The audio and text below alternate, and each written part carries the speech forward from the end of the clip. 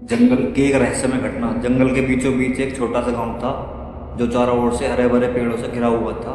इस गांव का नाम था सुकूनपुर। गांव के लोग बेहद शांत और मिलनसार थे, लेकिन एक दिन गांव में एक अजीब घटना घटी जिसने सबको चौंका दिया। गांव के पास ही एक घना जंगल था जिसमें तरह तरह के जानवर रहते थे। गांव के लोग अक्सर वहीं शिकार करने जाते थे, लेकिन एक दिन गांव के मुखिया रामू काका ने जंगल में एक अजीब आवाज़ सुनी। वे डर गए और तुरंत गांव वापस आ गए। उन्होंने गांव वालों को बताया कि उन्होंने जंगल में एक भयानक चीख सुनी है। गांव के लोग पहले तो हंसे, लेकिन जब कुछ और लोगों ने भी वही आवाज़ सुनी तो सब चिंतित हो गए। गांव में चर्चा होने लगी कि जंगल में कोई रहस्यमय शक्ति है। कुछ लोगों ने इसे भूत प्रेत का नाम दिया, तो कुछ ने इसे कोई बड़ी जंगली जानवर बताया। रामू काका ने गांव वासियों को समझाया कि हमें डरना नहीं चाहिए और इस रहस्य का पता लगाना चाहिए। उन्होंने कुछ युवाओं को साथ लेकर जंगल में जाने का फैसला किया। वे सब अपने अपने हथियार लेकर जंगल की ओर चल पड़े। जंगल में घुसते ही उन्होंने वही भयानक आवाज़ फिर से सुनी। सभी डर के मारे रुक गए, लेकिन रामू काका ने हिम्मत नहीं हारी। वे धीरे धीरे आवाज़ की ओर बढ़ने लगे।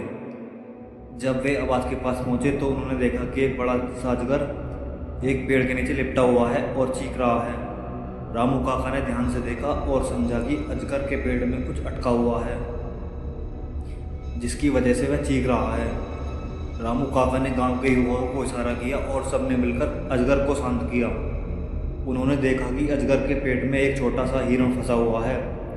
उन्होंने बड़ी सावधानी से अजगर के पेट से हिरण को बाहर निकाला। अजगर ने राहत की सांस ली और जंगल में वापस चला गया। गांव के लोग इस घटना से बहुत खुश हुए और रामू काका की बहादुरी की तारीफ की। इस घटना के बाद गांव में फिर कभी ऐसी अजीब अजीब आवाज़ नहीं सुनी गई। गांव के लोग इस घटना से सीख गए कि किसी भी समस्या का समाधान डर से नहीं बल्कि हिम्मत और समझदारी से किया जा सकता है। इस घटना ने गांव वालों के दिलों में एक नई उमंग और विश्वास जगाया। उन्होंने समझा कि किसी भी रहस्यमय घटना का सामना करने के लिए एकता और धैर्य की जरूरत होती है।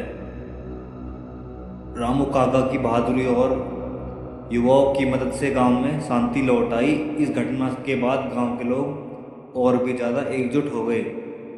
उन्होंने जंगल में जाने से पहले ही एक टीम बनाने का नियम बना लिया था, ताकि कोई भी ऐसी घटना फिर से ना हो सके। गांव के बच्चों ने भी इस घटना से बहुत कुछ सीखा था।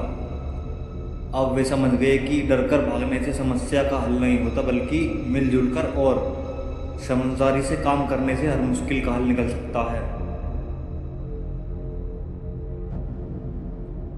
कुछ महीनों बाद गांव में एक और घटना घटी। एक दिन गांव के किनारे पर कुछ अजनबी लोग आए। वे लोग बहुत भूखे और थके हुए लग रहे थे। गांव वालों ने उनसे बात की और पता चला कि वे लोग अपने गांव से भटक गए हैं और घर वापस जाने का रास्ता ढूंढ रहे हैं।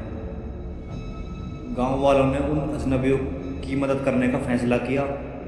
उन्होंने खाना खिलाया और आराम करने के लिए जगह दी। अगले दिन रामू काका और कुछ युवा उन अजनबियों को उनके गांव तक पहुंचाने के लिए तैयार हो गए। रास्ते में एक बार फिर से वे जंगल से होकर गुजरे।